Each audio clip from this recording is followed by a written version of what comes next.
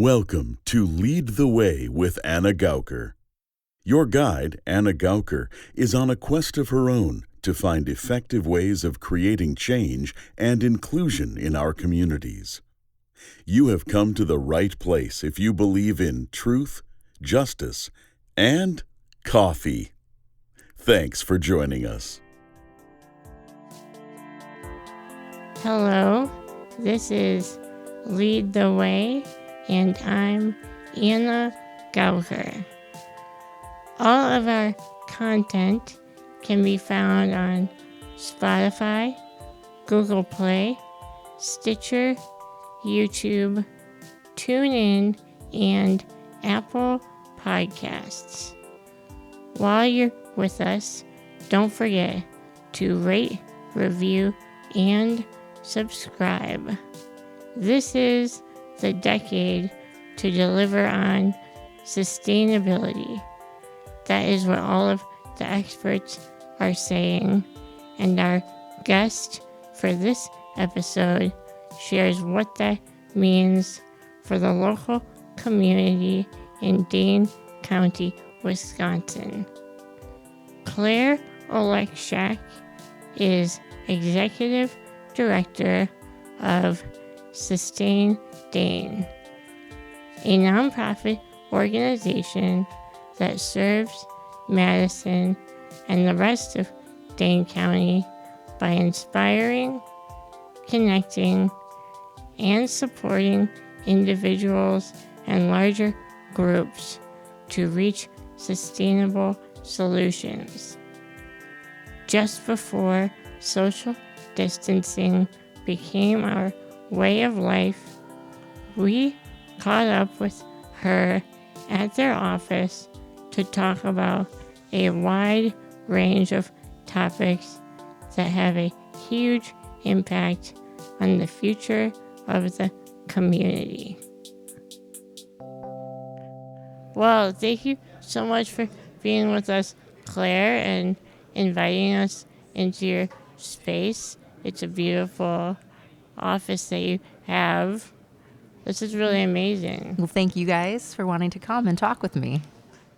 And are you from Madison? I am, yep. I was born and raised in Madison. I grew up in the Greenbush neighborhood. Okay. Actually in the house that my dad lived in college. Oh, wow. So, it's a long That's story awesome. of where I grew up. Yep. What was it like growing up in Madison, and what do you think of in your experiences here led to you going on this path of sustainability work? Yeah. I think it was a combination of growing up and then also leaving Madison.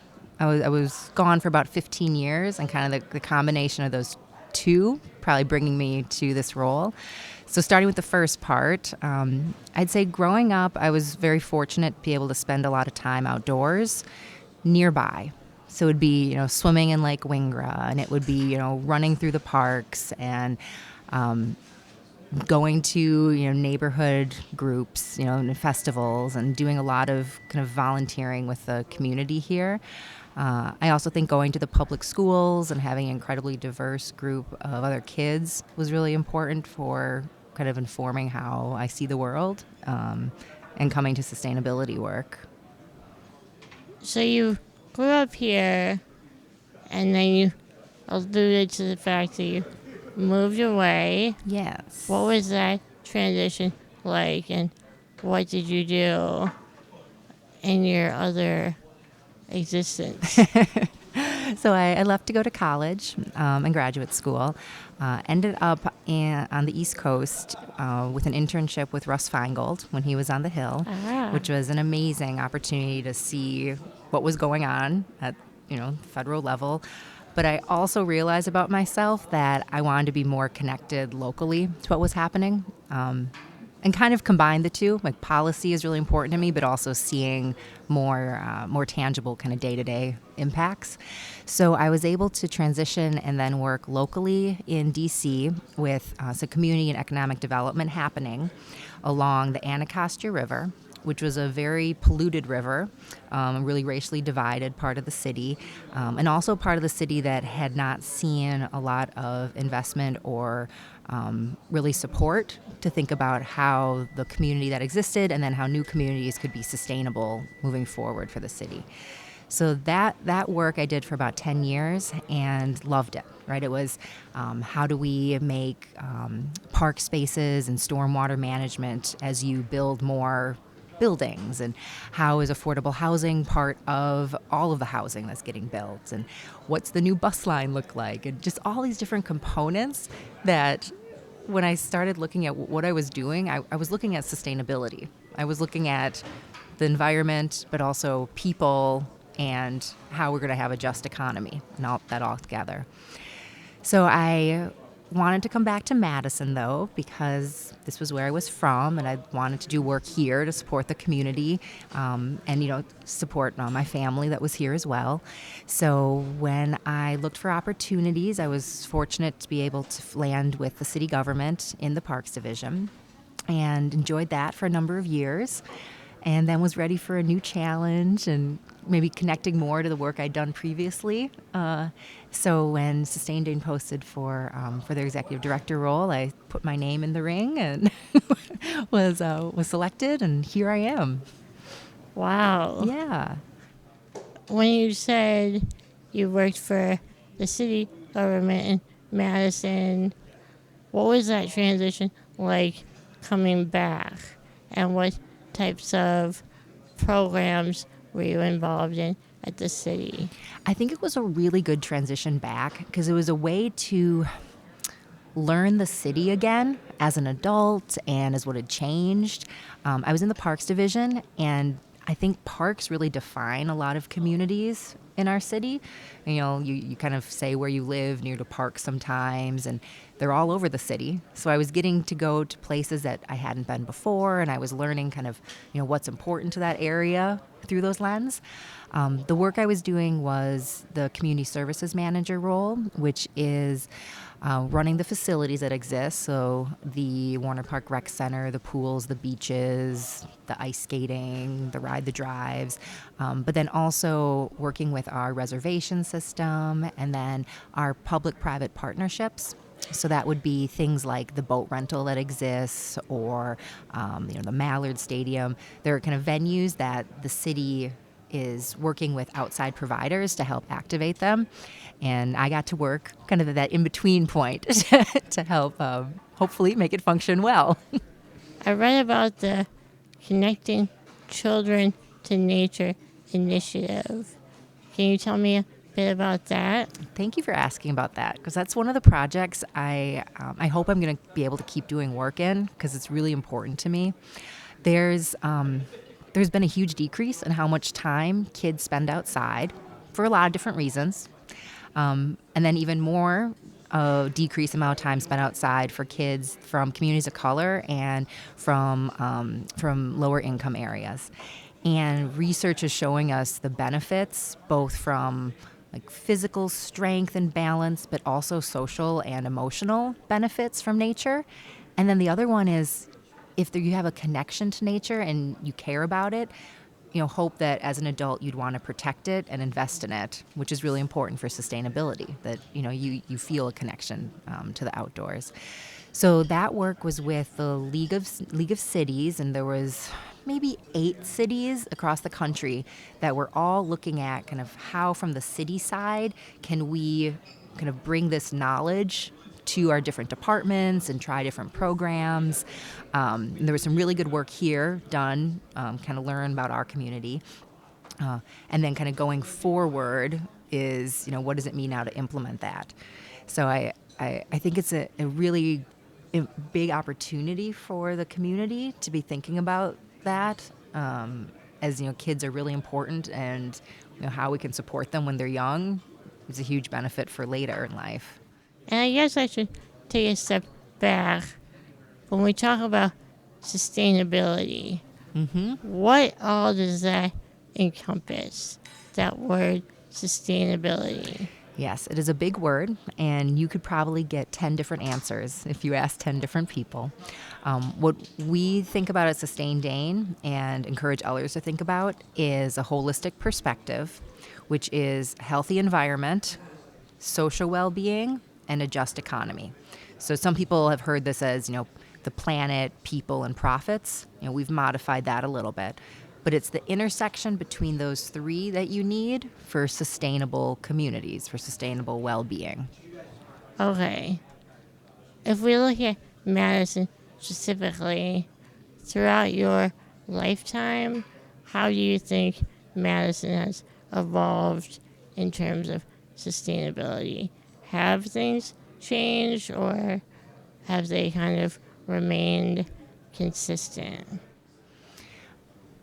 I think things have changed. I think we're an evolving city, which is a good thing because cities, I think, are either going backwards or forward. It's very hard to stand still as a city. And I think there is a lot of areas within sustainability that we are making progress in, and also areas that we're going to continue to work on. You don't get to an end goal, right? This is a journey and a continuing kind of lens to look at how decisions are made and how we can kind of weave together what we're going to do. So, for example, right, environment is important to a lot of people in Madison, right? We have a huge heritage here with environment. So I think that is something we can continue to kind of look to for how, as a community, we can do that. But there's also areas that we're really struggling in, like our lakes, right? Like they're not as clean as they once were. And it's an area that I think is important to a lot of people. It's also going to take a lot of cooperation and a lot of decisions, tough decisions to how we prioritize making those lakes better, right? Right. But we also have beautiful conservation areas and, people getting outside and not using as many pesticides and, other choices like that are positive. So there's always, I think, areas to work on, but we're heading in the right direction. I'd say in terms of social well-being, we talk about a lot in the community. Diversity and inclusion is a really important area for our community, and more individuals and organizations and companies have recognized that and are talking about it and trying new approaches, but we're not there yet. So that's something that we also see in terms of sustainability, is like, how do you have a inclusive community and workforce? And that's going to have to continue that work. Right. When we talk about the lakes in Madison specifically, I know that it's going to take a lot of buy-in from a lot of different individuals and groups, and also people in the surrounding area. So what are your thoughts on how we can achieve that buy-in? Yeah. So I think the first one is shared recognition that this is important to us, and it's a good start, right? Kind of what's that shared understanding we have, even though we're really diverse people talking about this issue. Right. And then understanding the facts behind it and what are the different points where you can start to make changes. One of the areas that I've recently learned a lot more about is how cow manure can impact the runoff. So that's, kind of challenge, right? And, digering farmers are in a lot of economic challenges right now. But on the other side, there's some really, really interesting successes happening with biodigesters, which is collecting that manure and digesting it into fuel, right? So an alternative fuel source, but also taking away the phosphorus and the ability for that to actually be an income source for farmers. So kind of out of a problem, solutions kind of starting to emerge, and then prioritizing what kind of investments we need to move that forward. The Dane County Climate Action Plan, which will be coming out in a couple weeks, kind of talks about that as one specific area to focus efforts and both time of people and money to solve that problem and support the farmers. Right. And your role at Sustain Dane, what does that all include? Yeah. You're executive director. You said that you saw the opening when you were at the city. First of all, that's amazing that you took that step forward. What made you make that jump, and what is all included in your role today? So what I've really hoped for, and what I think is what I'm seeing, is an innovative approach to problem solving from the organization. We participated in the Starting Block Social Impact Initiative in 2019, which was an accelerator program that Starting Block offered, where we are today, which is primarily entrepreneurs and startups, to look at how do you act differently and approach nonprofits from a different mindset, right, than what we may traditionally think of as a nonprofit. And what we did in that year is really define this is the decade to deliver on climate change, right? We have kind of 10 years to make a big shift. And what does that mean for how we do programs in a way that's going to get us there? So our overall mission is inspiring, connecting, and supporting individuals to accelerate sustainability. So we're an education nonprofit. So we do that through education series, breakfasts, our summit. But we also do some really one-on-one, in-depth workshops to help organizations and businesses kind of start to bring sustainability into how they operate. So what that means is, maybe they have a green team or maybe they don't. So if they don't have one, okay, how do you get that started, right? Who are going to be the champions? If they do have one, what projects are you working on right now? And how can we help get you the resources, either financial or educational, to get a project done? There's a bit of a snowball that we've seen again and again where you start with that one success and it breeds the second success and the third success. And what we now know over our 10 years is the collective impact of these projects has been around 60 million pounds of CO2 removed from our atmosphere and about $2 million saved annually. So that whole, every small impact when measured makes a big impact is a lot of our approach.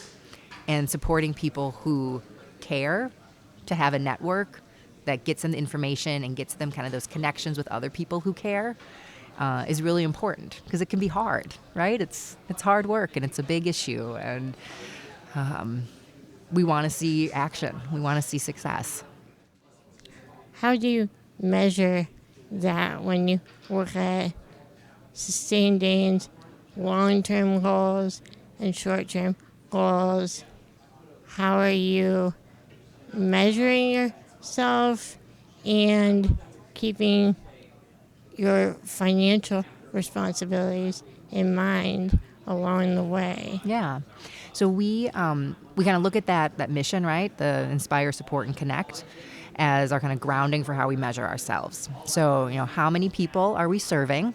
Be that both, new organizations that are starting sustainability that we're helping, be it the education that people are receiving from us, right? Measure it that way too. And we also actually are measuring ourselves on how diverse and inclusive we are, which is a hard one. But that's one that's really important to our board. And we're continuing to find different ways, to try to measure that for ourselves, because we think that their sustainability will be successful when you have the whole community involved in it. So we need to do that. We also do measure CO2, reduction in carbon, right? That's what the science says, right? That's what's leading to climate change. So a lot of conversions, you bring composting into your business. What is the equivalent of that in terms of savings for CO2? And kind of helping make those conversions so that you can measure to a common denominator, I guess you would say. We also are really innovative in terms of our programs evolve as there are new challenges that need to be addressed. So one of our new initiatives this year is a partnership with a group from Chicago called Elevate Energy, which is looking at the affordable housing market, primarily naturally occurring affordable housing, so kind of 80% annual median income and below, not subsidized, but kind of this middle tier, and how that sector can benefit from a lot of the energy efficiency and health and wellness kind of benefits from incorporating sustainability into those buildings. It's been an area that for a long time has kind of been left out of the conversation, this Right. multifamily, because it's hard. There's Yeah. the landlords and the residents, and it's a lot of moving parts. Yeah. But we're gonna be working on that this year and piloting a couple programs to see if then we can scale more to the county in that area.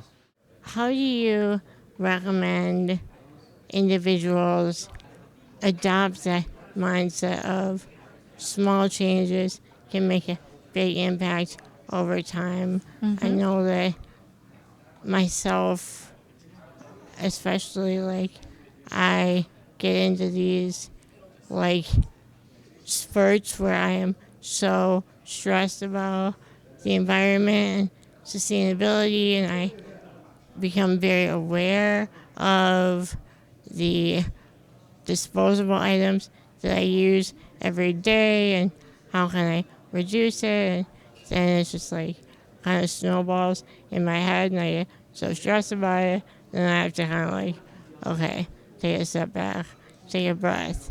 So how can we make this huge task more manageable as individuals without being overwhelmed? Well, I'd say get involved with Sustain Dane is the first step. Be that coming to our programs or joining our membership or signing up for our newsletter. There's a lot of really good and really wonderful things happening around the world that's moving us in a more sustainable direction. And yes, there are really hard things that are happening, but the news has always, sensationalized or talked about those more than some of the really good stories. And part of what our job is to do is to let people know what's happening here to inspire others to do the same thing. So I think what we offer is that network to be learning and amplifying the stories of what's going on. So hopefully more people are doing that. On the individual level, I'd say be proud of what you can do today, right? And if you don't do it tomorrow, okay, that happens. But that's something that you're thinking about, which is the first step, right? It's not going to be 100% perfect. No one should have to be 100% perfect. But, over time, it moves in that direction. I know, there's different areas that I've, kind of myself, been better at and not as good at. An example is when I was in Washington, D.C., a bag bill was passed, which outlawed plastic bags. And, overnight, I had my reusable bags. I used them every single time. I was fantastic about it. And, that was just the way of life. When we came here, after about a year, I realized I wasn't using my reusable bags as much. And I, was kind of shocked, right? At just, even myself, but, how easy it can become to do other things. And it's just, it happened. But being conscious about it and bringing that back in is something that I'm working on now. And I'm, doing pretty well at it. I've also tried to make myself not get a bag. So if I forget it, I'll be like, oh no, you're going to have to carry stuff or you're going to put it in your backpack. Let's try to do that. But yeah, there's a lot of different areas. When we do our workshops, we focus on energy efficiency and then renewables as kind of the first huge bucket that people can think about. Then we think about transportation and what are the options for transportation. And then we talk about food systems. So those are kind of what we think of as the three kind of largest areas you could make impact on, and the way to maybe start thinking about doing something if people are interested or organizations are interested. Okay. What would you say would be like a small change that doesn't get a lot of attention that people can make? I know that you mentioned the disposable plastic bags. There's a big push to eliminate single-use plastic straws, and there's kind of like a topic of the moment every once in a while that everyone decides this has to be the thing. But what do you think is something that people aren't talking about as much? Probably reducing the amount of meat Yeah. that we eat. And I'm not saying you have to be vegetarian or a vegan. You can be a flexitarian. I mean, think about one less hamburger or, trying out some more vegetarian Right. food. Because you look at the whole supply chain and the whole production of, raising meat, feeding the meat, getting it slaughtered, prepared, shipped, that kind of stuff.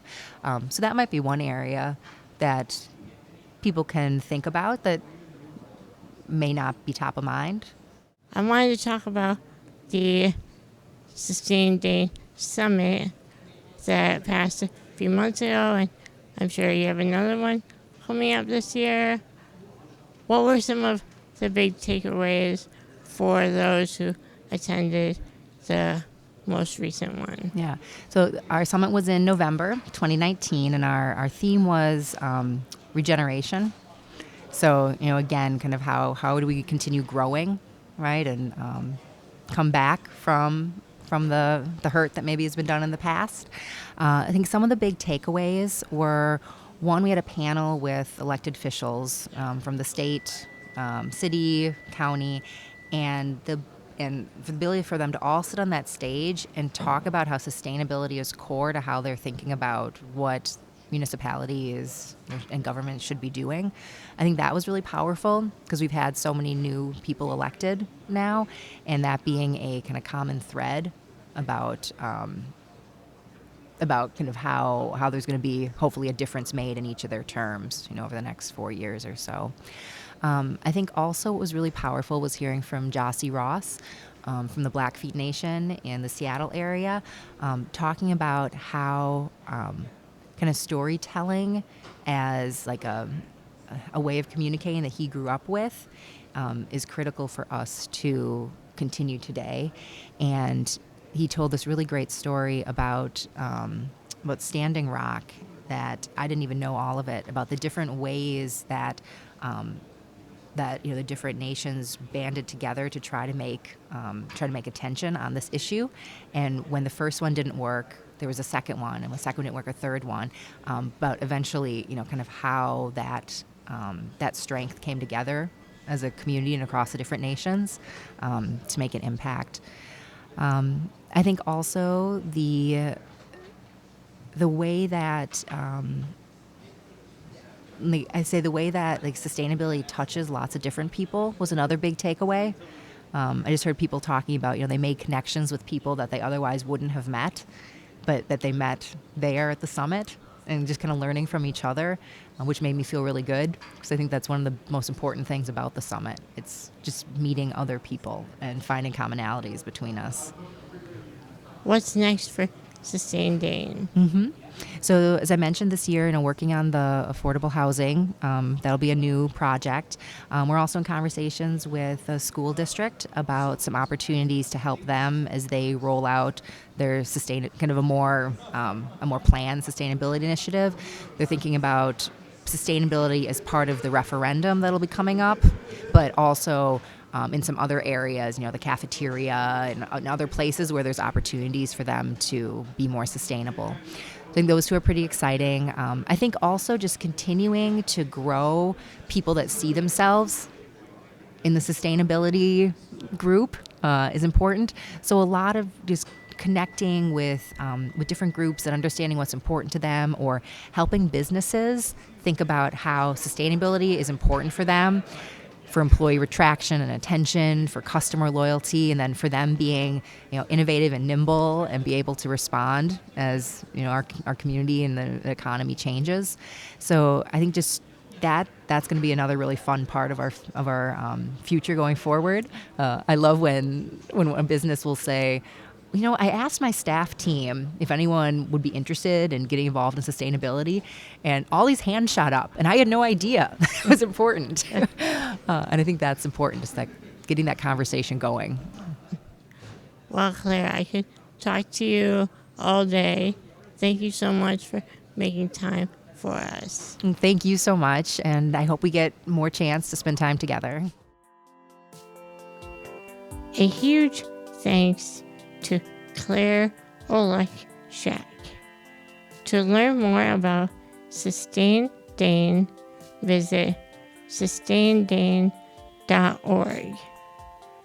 For more Lead the Way action, you can find us on Facebook at Lead the Way Podcast to follow all updates for future episode content. This episode was brought to you by the time and talent of Buzz Kemper and Tyler Willenbrink. I'm Anna Gouker. Until next time.